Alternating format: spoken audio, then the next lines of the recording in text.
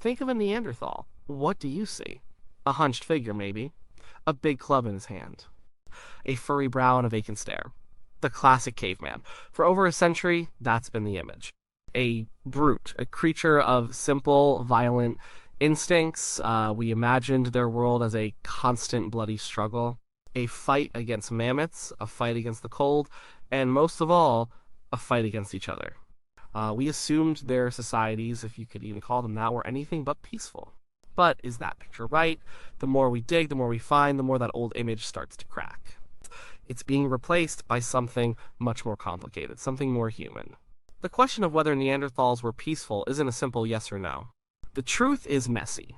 The evidence points in both directions, showing us a people capable of both shocking violence and deep compassion. They were not one thing, they were like us, a contradiction. To get at the truth, we have to look at the evidence directly. And the most direct evidence we have for violence is written on the bones they left behind. Neanderthal fossils are often a catalog of injuries. Broken bones are common. Skulls show signs of major trauma. For a long time, we just assumed this was the cost of a tough life. Hunting a giant bison with a pointy stick is a dangerous business. You're gonna get hurt.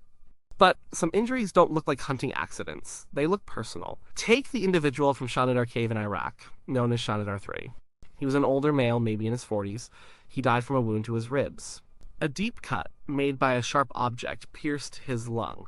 Researchers analyzed the wound for years.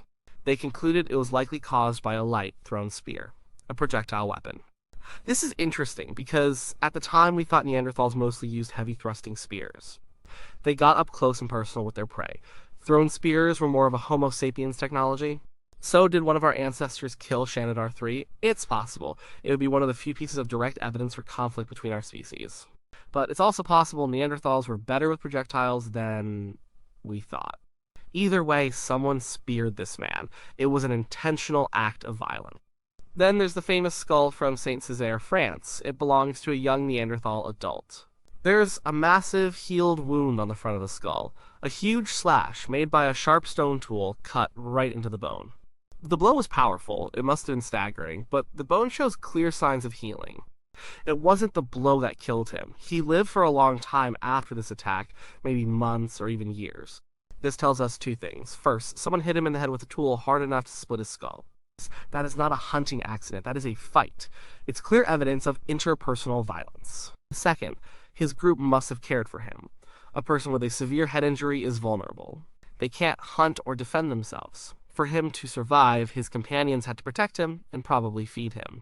So in one skull, you have evidence for both brutality and care. This pattern shows up again and again. Broken arms, fractured skulls, damaged ribs. Many of these injuries show healing. This means Neanderthals were tough, resilient people. It also means they lived in groups that supported their members through hard times. But it also means they were getting into violent situations where these fights over resources, mates, simple personal disputes, we'll never know the exact reasons, but we know they happened. They fought, they hurt each other. Sometimes they killed each other, and then there's the most disturbing evidence of all cannibalism. It's a hard topic to think about, but the signs are undeniable at several Neanderthal sites. At Moulin-Gercy in France, archaeologists found the bones of 6 Neanderthals mixed in with animal bones. The Neanderthal bones had the exact same marks on them as the deer bones, cut marks from stone tools where muscles would have been attached, and hammerstone marks where the bones were broken open to get at the marrow inside. Their skulls were smashed in the same way. They were butchered, they were eaten. It wasn't an isolated incident. In El Sidron Cave in Spain, a similar story emerged. A group of 12 Neanderthals, page men, women, and children, were systematically butchered and eaten by another group of Neanderthals. The evidence is chillingly precise. The bones show signs of defleshing, dismemberment, and marrow extraction. There's no sign of ritual, no careful burial. Their bones were just tossed aside with the trash. This looks like a raid.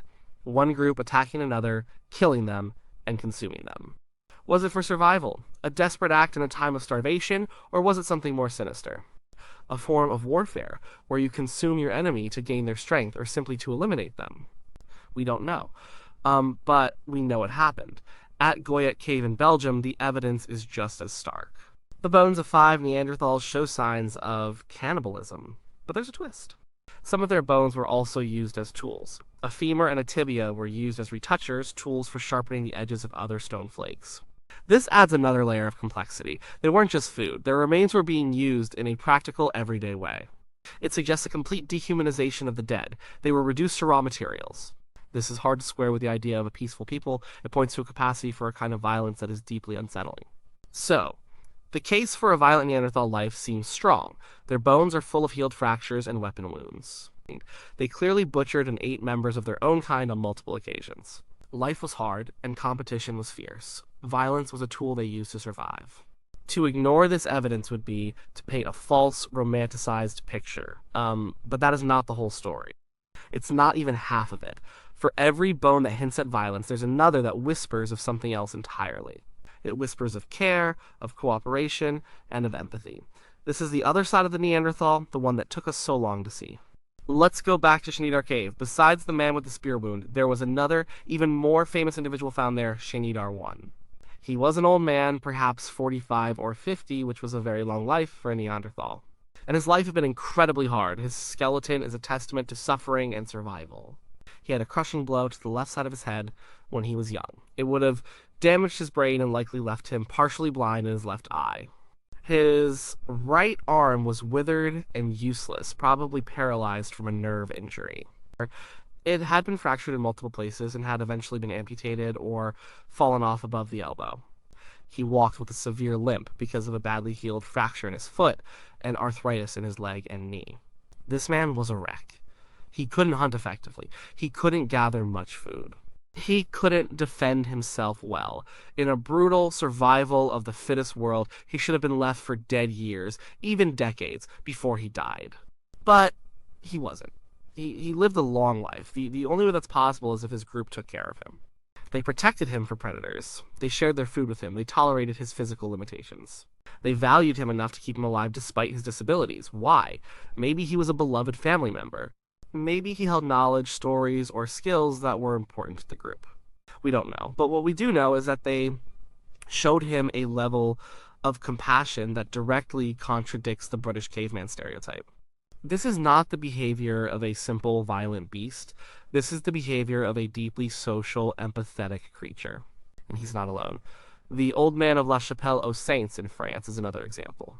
He was also old and suffered from debilitating arthritis in his spine. He had also lost most of his teeth.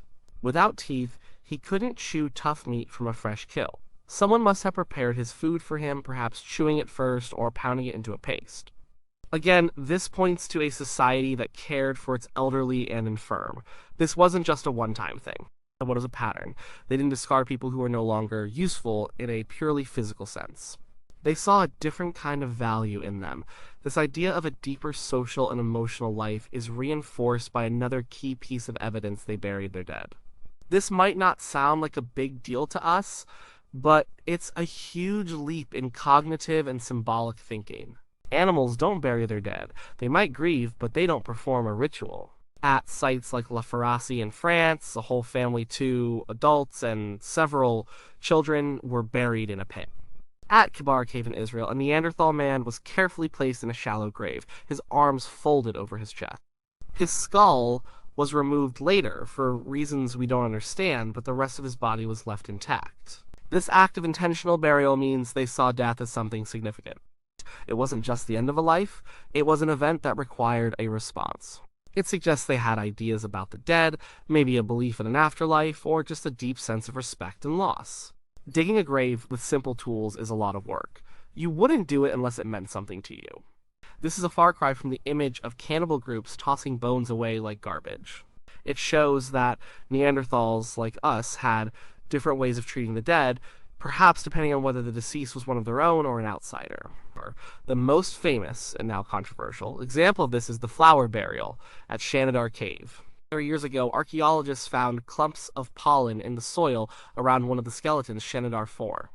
They suggested that his clan had laid him to rest on a bed of wildflowers. It was a beautiful, poetic image that completely changed public perception of Neanderthals. It made them seem gentle and sensitive. Today, many scientists are skeptical. The pollen could have been brought into the cave by burrowing rodents or just blown in on the wind. The flower burial idea might be a fantasy, but even if it is, the fact remains that the man was intentionally buried. The core of the discovery and that Neanderthals cared for their dead still holds. Beyond burial, we're finding more and more evidence of symbolic behavior. This is the stuff that isn't about survival. It's about culture, identity, and art. At a cave in Croatia, archaeologists found a set of eagle talons. They had cut marks and signs of polishing on them. The most likely explanation is that they were worn as jewelry, maybe as a necklace or a pendant. Think about that. A Neanderthal 130,000 years ago hunting a powerful eagle not just for food, but for its claws. They were making a statement. This wasn't about being warm or full, it was about adornment. About who they were. We also know they used pigments, they collected lumps of red and yellow ochre and black manganese. They used these to paint things. Maybe they painted their own bodies. Maybe they painted animal skins or wood. We don't have many surviving examples, but at a cave in Spain, scientists found painted and perforated seashells that were made by Neanderthals long before modern humans arrived in the area. They were making jewelry, they were creating art. In Brunical Cave in France, there's an even more astonishing discovery. Deep inside the cave, far from any natural light, someone broke off hundreds of stalagmites and arranged them into 2 large rings and several smaller mounds. The structure is huge and complex. Dating shows it was built 176,000 years ago. The only people in Europe at that time were Neanderthals. Why did they do this? Was it a shelter? A place for rituals? A meeting hall? We have no idea, but it took a huge amount of cooperative effort. A whole group had to work together in the dark with only torches for light to build this mysterious thing. It's one of the earliest examples of hominin construction in the world. It shows planning, cooperation, and a complex social organization that we are only just beginning to appreciate. So, what do we do with all this conflicting evidence? On one hand, we have cannibalism, weapon injuries, and what looks like intergroup violence. On the other, we have burials, care for the elderly and disabled, and the creation of art and symbolic structures. How can both be true? The answer is that Neanderthals were not simple. They were complex, just like we are. To ask if they were peaceful is like asking if humans are peaceful. The answer is yes and no. It depends on who you ask, when you ask, and in what circumstances. Human societies are capable of creating beautiful art, profound philosophy. They are also capable of genocide, torture, and horrific warfare. We hold both capacities within us. Why would we expect Neanderthals to be any different? The evidence for violence doesn't negate the evidence for compassion. And the evidence for compassion doesn't erase the evidence for violence. They coexisted. It's likely that Neanderthal society was built around a strong sense of us versus them. Within their own small family group, they were likely highly cooperative and empathetic. They shared food, protected each other, and cared for the sick and injured. This compassion wasn't just a fuzzy feeling, it was a critical survival strategy. An experienced elder, even one who couldn't hunt, held a lifetime of knowledge about the land, about animals, about which plants were safe to eat. A hunter who recovered from a serious injury could provide food for the group for years to come. Caring for each other made the group stronger, but their relationship with other Neanderthal groups might have been very different. They lived in a world with limited resources. Good caves, prime hunting grounds, and sources of fresh water were valuable. They would have had to compete for them. This is where the violence likely came in. The butchered remains at El Cedron and Mula Gursi could be the result of territorial disputes between rival clans. The man with the spear wound at Shanidar could have been a casualty of such a conflict. Their violence was probably directed outwards, at strangers and competitors, while compassion was directed inwards, at family and kin. This is a pattern seen in many human societies, especially small-scale hunter-gatherer groups. They are often incredibly egalitarian and cooperative within the band, but can be very hostile towards outsiders. It's not a state of constant total war, but it's not a state of universal peace either. It's a mix. Conflict was likely sporadic, small-scale, and personal, not the organized, systemic warfare we see today, but brutal and deadly nonetheless. We also have to consider the context of their world. They lived through multiple ice ages. The climate was often harsh and unpredictable. Food could be scarce. During desperate times, the rules might change. Survival cannibalism is a grim reality that has occurred even in modern human history. It's possible that some of the cannibalism we see was a last resort for a starving group. It doesn't make it less violent, but it changes the motivation from pure aggression to pure survival. And what happened when we Homo sapiens showed up? For thousands of years, we shared Europe and Asia with our Neanderthal cousins. What was that interaction like? Did we trade? Did we talk? Did we fight? The evidence is incredibly thin. we know we interbred. Most people of non-African descent today carry a small amount of Neanderthal DNA in their genomes. This means that at some point our two peoples met and had children. That doesn't sound very warlike. It suggests moments of contact that were, at the very least, not immediately violent. But it doesn't mean our entire relationship was peaceful. We were two intelligent, tool-using hominins competing for the same resources. It's almost certain there was conflict. Some researchers have even suggested that the arrival of modern humans, with our more complex projectile weapons and perhaps larger social networks, put pressure on the Neanderthals. The competition might have led to violence. Maybe the man at Shanidar was killed by one of our ancestors. Maybe we're just better at exploiting the environment and we slowly, unintentionally squeezed them out. Or maybe it was a combination of things: climate change, competition, conflict, and disease. Their extinction was probably a long, slow process, not a single dramatic event. In the end, the simple question, were Neanderthals peaceful, is the wrong question. It forces us into a false dichotomy. It asks us to label them as either brutish monsters or gentle innocents. They were neither. They were a successful and adaptable people who survived for hundreds of thousands of years in a challenging world. To do that, they needed to be both tough and tender. They needed the capacity for violence to defend their territory and compete for resources. But they also needed the capacity for compassion, cooperation, and social bonding to hold their groups together and ensure their collective survival. The evidence on their bones and in their caves isn't a contradiction. It's a reflection of a complex and complete humanity. They fought and they cared, they killed and they mourned. They were cannibals and they were artists. They were people in the fullest sense of the word. The old image of the club-wielding brute is dead. But we shouldn't replace it with an equally simplistic image of the noble, peaceful savage. The real picture, the one supported by the evidence, is far more fascinating. It's the picture of a people who were, in their struggles and their successes, their violence and their love, remarkably like us.